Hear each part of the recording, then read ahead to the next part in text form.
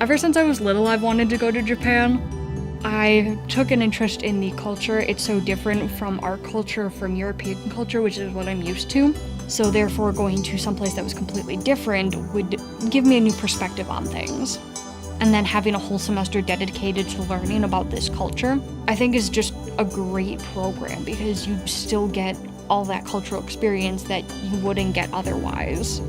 I think the CCE program gives you a chance to experience another culture without having to go for an entire semester. I mean, an entire semester, especially for somebody who hasn't traveled before, is a lot. And I feel like you don't get as much of a culture shock. I mean, don't get me wrong, you still get it, but I guess you kind of have an idea of what to expect before you go on that trip.